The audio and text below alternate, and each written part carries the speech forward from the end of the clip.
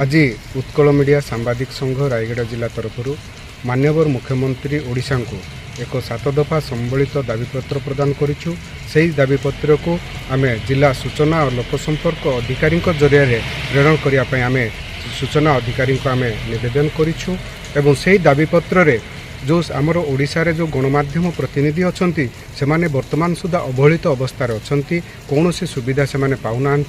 पूर्व जो सरकार थिले से सरकार सांबादिक मानक पई 2 लाख रु 5 लाख जो गोपबंधु स्वास्थ्य बीमा योजना रे सामिल करथिले। वर्तमान तार अवधि शेष होगा जाउछि। अगस्त 31 तारिख रे से कार्ड रो कौन सी मूल्य रहिबो नाही।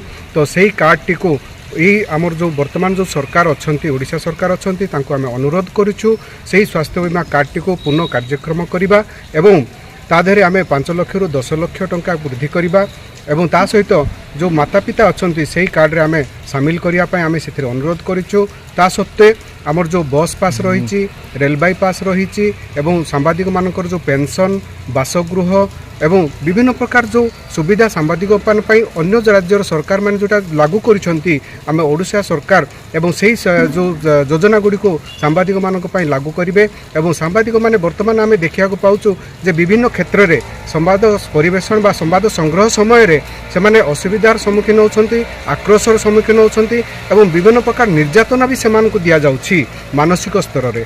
तो से जो सांबादिक माने निर्यातना सहउछंती से माने विभिन्न समस्या को लोकलोचन आनिबारे सांबादिकर मुख्य भूमिका रहुछि। जदि लोकलोचन को न आनिबे ताहले वर्तमान जो समाज रे जो प्रकार दुर्नीति एवं भ्रष्टाचार चली ताहा भी सामना को आसीबो नाही।